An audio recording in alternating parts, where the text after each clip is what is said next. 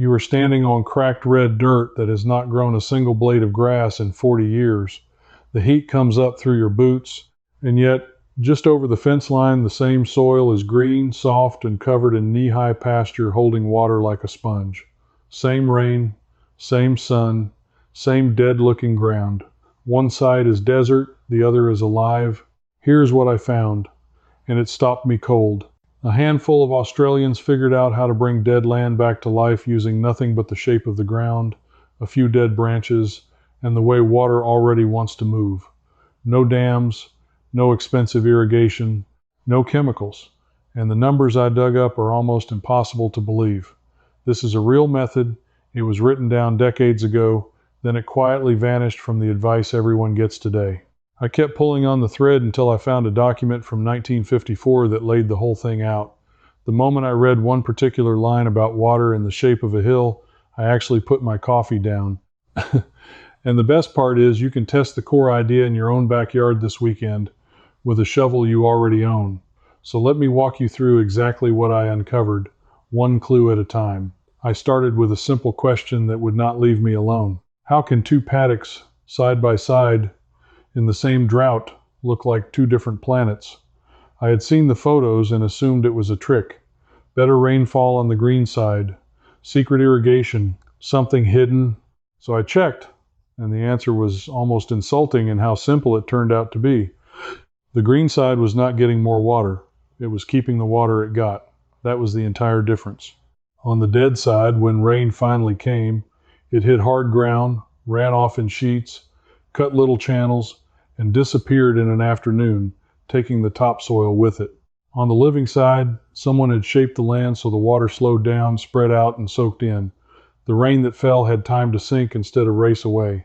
Now here is the first thing that did not add up. This is not new. I traced it back to a man named Percival Alfred Yeomans, an Australian engineer and farmer, and a book he published in 1954 called The Keyline Plan. Yeomans watched his own brother-in-law die in a bushfire, and he became obsessed with water, soil, and how to make dry Australian land resilient.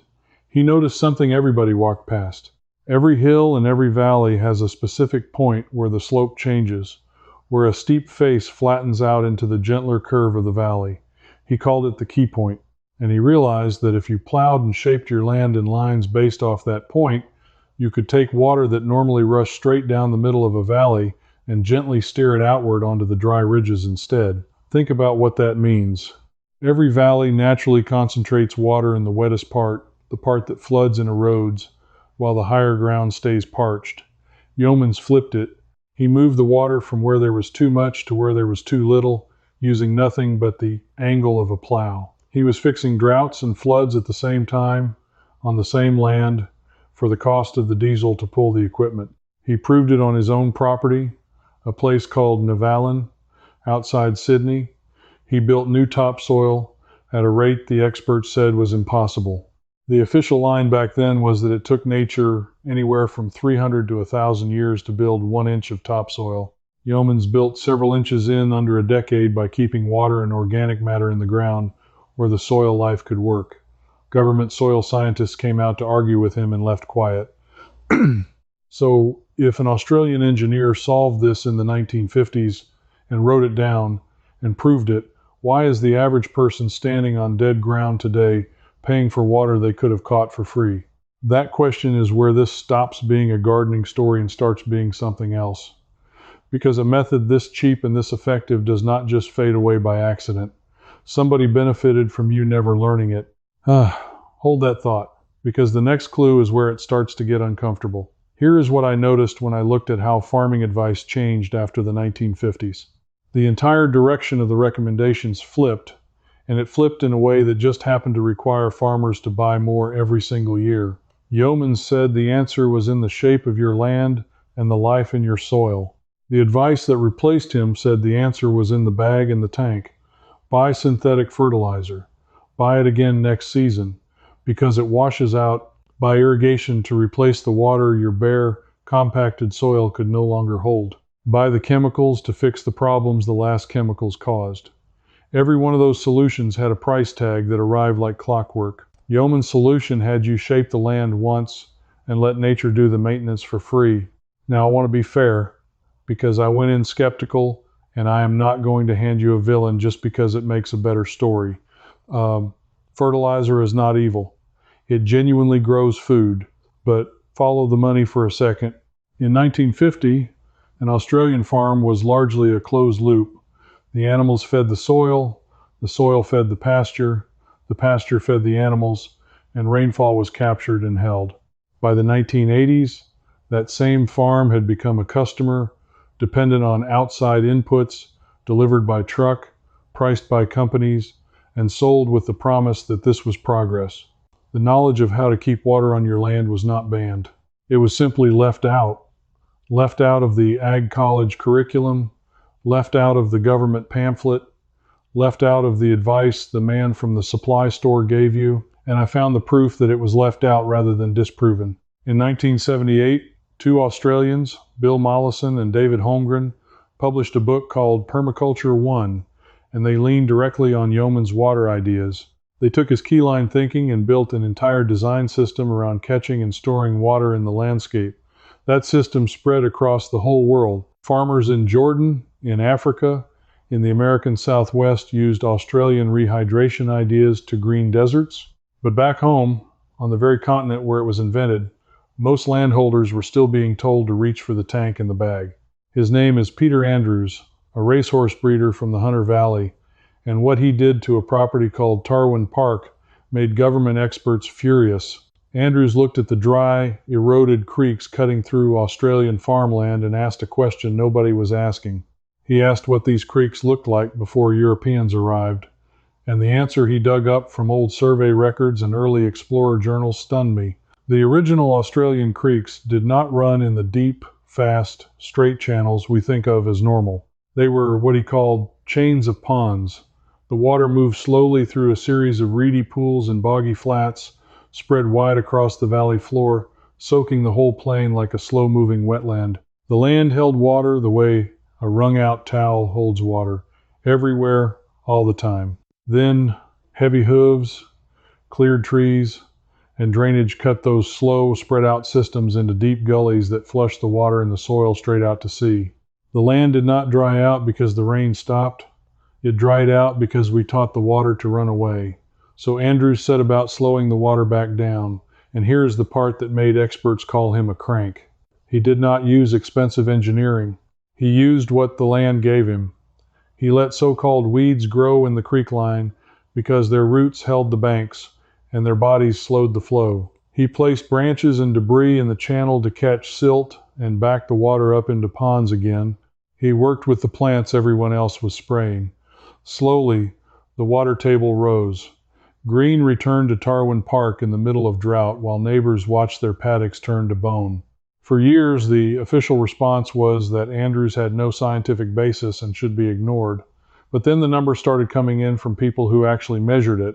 Researchers looking at these rehydrated landscapes found the raised water table, the returned vegetation, the cooler ground temperature, the soil that suddenly held moisture through dry months. In 2010, Andrews' approach, which he called natural sequence farming, was being studied seriously instead of laughed at. The man they called a crank had been right, and the cost of ignoring him was measured in millions of tons of lost topsoil washed into the ocean. Now here is where I need to stop and talk to you directly, because I know exactly what some of you are thinking right now. You are thinking this is a wonderful story about farmers with hundreds of acres and a bulldozer, and it has nothing to do with you. You have a backyard, or a small block, or a patch of dry lawn, and you are too busy or too tired to become a landscape engineer. I put this next part here specifically for you because the core principle scales all the way down to a single garden bed, and you can start tonight with a shovel and $0 spent. The entire secret, stripped bare, is this: slow the water. Spread the water, sink the water, that is the whole thing. Everything Yeomans and Andrews did was just those three words at a large scale, and you can do it at a small one. Walk out after the next rain and watch where the water goes in your yard. I mean, actually watch it. You will see it run off the hard, bare spots and race toward one low corner, gone in minutes. That running water is money and life leaving your property. So here is what you do. Find a spot on the slope, up above where you want things to grow, and dig a shallow trench that runs level, side to side across the slope, not up and down it. Level is the magic word. If it runs downhill even slightly, it becomes a drain and makes things worse. If it is dead level, it becomes a catcher. Old-timers call this a swale. The rain hits it, stops, spreads along its length, and sinks straight down into the soil instead of running away. You can check level with a cheap length of clear hose filled with water, the oldest trick there is, or even a spirit level sitting on a straight board. Pile the dirt you dig out onto the downhill side to make a little raised bank and plant right into that bank. The water you just caught will feed those roots for weeks after the rain has gone.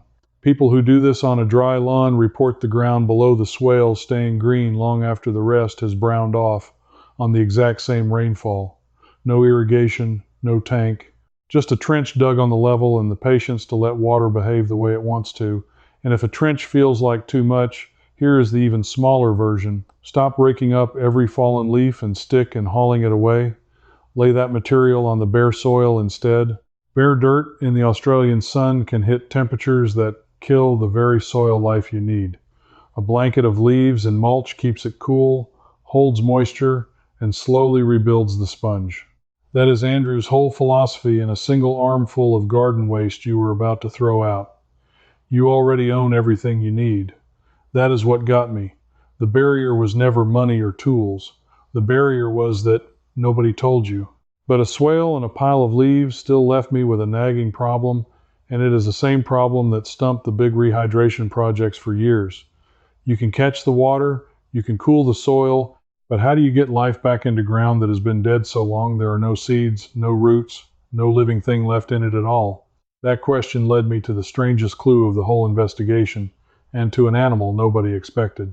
That is the part that got under my skin. The knowledge left Australia, circled the planet, greened other people's deserts, and the average Australian on dry ground never heard the name yeomans once. If you want to go deeper on everything I have been describing, the keyline principle, the water catching techniques, and the full recovered system, I have put it all together in a digital book. It is called First Winds, and it is the place I built for people who want the starting steps laid out clearly without having to dig through archives the way I did. From there, deep leverage covers how these ideas compound across a property over time. And if you want the complete picture from first swale to working landscape, the full system walks the whole thing end to end. You can find all three in the description below. Now let me show you exactly how that principle plays out on the ground, starting with the man who was told by scientists that he was completely wrong. The problem is this: in the worst deserts, land does not just lack water. It lacks life so completely that even when the rain comes, nothing responds, because the soil has gone hard and sealed and dead. Water lands on it and beads off a crust like water off glass. You can dig all the swales you want, but if the ground has turned to a sealed pan, the seeds have blown away, and the soil biology is gone, everyone assumed you had to rest that land. Fence it off, remove the animals, and let it heal in peace. It sounded obvious, and it was completely wrong. I found the work of a man named Alan Savory, and the discovery that broke his heart before it made his name. Savory watched vast grasslands turn to desert even after all the grazing animals were removed. Resting the land was supposed to save it. Instead, it died faster. He could not understand it until he looked at how those landscapes evolved in the first place, over millions of years, alongside enormous herds of wild animals that moved in tight bunches because predators were hunting them. Those tightly packed herds did three things as they passed.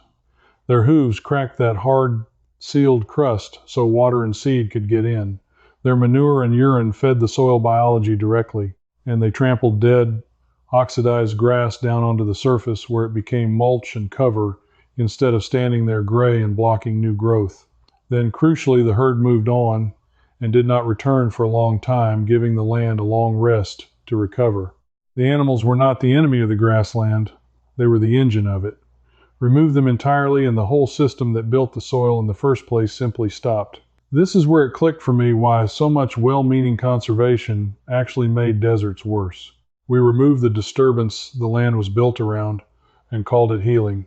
Meanwhile, the answer had been walking around on four legs the whole time. In Australia, Graziers who learned to move their animals in tight mobs and then rest each paddock for long stretches, mimicking those ancient wild herds, watched bare red dirt grow a skin of grass again. One family in particular took this the furthest, and their story is the one I keep coming back to, because they did it on land the experts had officially declared finished.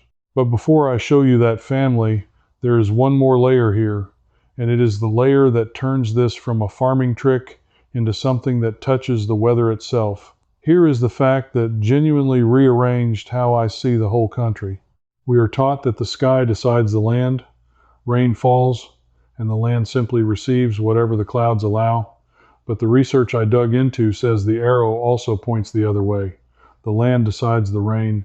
Green, living, moist land pulls water out of the air and pushes water back up into it, seeding more rain. Bare, hot, dead land shoves the sky away and pushes the rain somewhere else.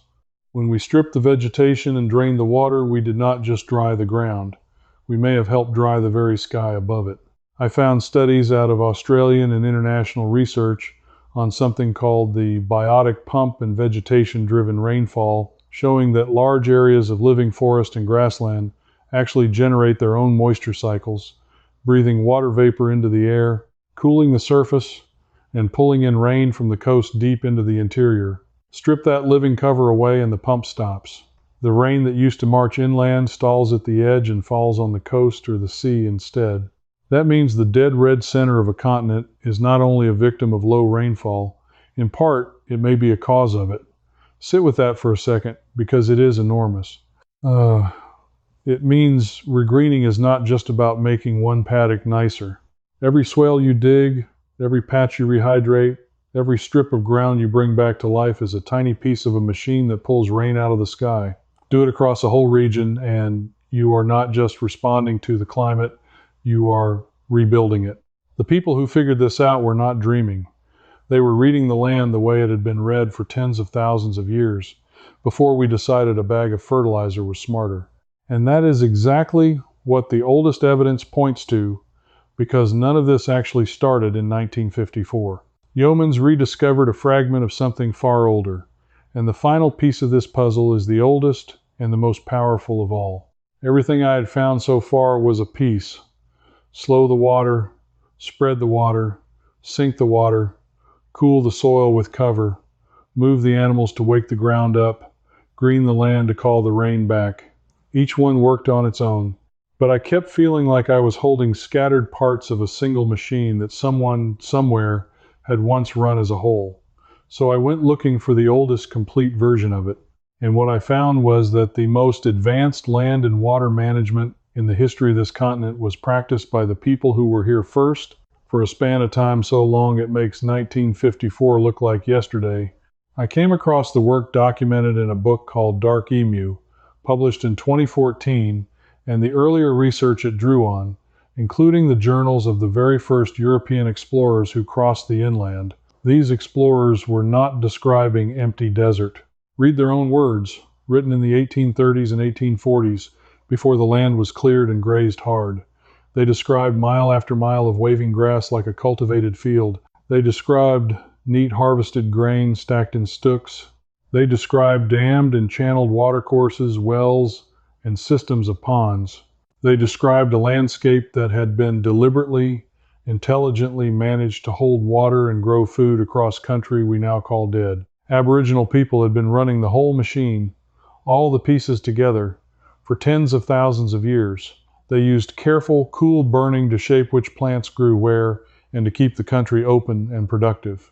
They built stone channels and weirs to slow and hold water. At a place called Brewarina in New South Wales, there are stone fish traps in the river that are argued to be among the oldest human-built structures on Earth. Engineering that worked with the water rather than against it. They read the land as a living system that responded to how you treated it, and they treated it so that it stayed green and fed them through cycles of drought that broke the European farms that came later. Here is the final piece, the one that ties the whole investigation shut. The single most powerful tool in that ancient system was the one we were most terrified of and most determined to stamp out. It was fire. Not the wild, catastrophic fire we see today. The exact opposite. They used frequent, gentle, low, cool fires, lit in the right season, that crept along the ground, clearing the old dead grass and dropping a layer of ash and nutrient onto the soil without ever roaring up into the canopy. It woke the seed bank, it fed the ground, it kept the fuel load so low that the huge, unstoppable infernos we now dread simply could not build. They were not fighting fire, they were farming with it. And when that practice was banned and removed, two things happened at once, and they are the grim proof that the old way was right. The land grew choked with dead undergrowth, which turned into fuel, which turned into the monstrous bushfires that now devastate the country. And the gentle nutrient cycle that kept the soil alive and the pasture growing simply stopped. We took away the tool that both fed the land and protected it, and we got poorer soil and worse fires in the same stroke. The evidence was written in the explorers' own diaries, sitting in the archives the whole time, describing a green-managed continent we were told never existed. So let me bring it back to the family I promised you, because they took all of this scattered knowledge and ran it as one system on ruined ground, and it worked. On a station called Woolleen in the arid heart of Western Australia, a man named David Pollock and his partner inherited land that generations of hard hooves had beaten into bare red dust, country the experts had written off as permanently degraded. He told the story in a book called The Woolleen Way, published in 2019. Pollock did the thing that looked like madness. He drastically reduced and rested his stock. He worked to slow the water back onto the floodplains, and he let the land follow its own sequence back to life. Neighbors and officials thought he was throwing away a working station. Instead, over years, the grass came back to ground that had been naked for decades. The water returned, the birds and the life returned, and Woolleen became living proof that even the harshest interior is not dead. It is only sleeping, waiting for someone to run the old machine again. That is the whole puzzle, assembled. Slow the water with the shape of the land, the way Yeomans wrote down in 1954. Rebuild the slow chains of ponds, the way Peter Andrews did at Tarwin Park. Wake the soil with the movement of animals, the way Alan Savory proved. Green the land to call back the very rain, the way the biotic pump research suggests. And tie it all together with the cool, careful fire and the deep landscape reading that the first Australians ran for tens of thousands of years, written down in the explorer's own hand and recovered in 2014. It was never one hack. It was one system, taken apart and sold back to us one expensive piece at a time. What you actually recovered today is bigger than a gardening tip. You recovered the idea that dead ground is a choice, not a fate, and that the tools to reverse it are older, cheaper, and closer to hand than anyone selling you a solution wants you to know. The green paddock next to the dead one was never a miracle. It was a memory of how the whole country used to be run. You are the kind of person who does this. You watch to the end because you would rather understand how the water actually moves across your own ground than keep paying for a tank to replace what your land could hold for free. That instinct to ask why the simple thing was taken away and to go find it again is exactly what keeps this knowledge alive when the pamphlets leave it out. So here is what I want from you. Go stand in your yard after the next rain and tell me where the water runs. Which low corner does it race to and vanish into? Tell me in the comments where your water escapes, and if you dig one level swale to catch it, come back and tell me what the ground below it does through the next dry spell. I read them, and the answers people leave help everyone else watching. Leave the comment, this audience is quiet, and your one observation might be the clue someone else needs. If you want to keep recovering the things that were quietly taken out of the manual, come with me on the next one, because I have been pulling on a new thread. I found records of how households in the 1800s kept food cold and fresh through blazing summers with no electricity, no ice delivery, and no fridge, using nothing but 2 clay pots and a handful of wet sand. It worked so well the design has a name, and it was buried the same way this was. That is where I am digging next. Follow along, and let us keep bringing the free knowledge back, one recovered secret at a time. This video gave you the overview, but inside the practical wisdom circle, I pick up right where we stopped, laying out the full keyline method mapped for your own land. In there, you can ask me your own questions, and a real person, me, answers you myself. And you won't be alone. Thousands of practical folks like you are already inside. Just point your phone's camera at the code on screen, cancel anytime with one click,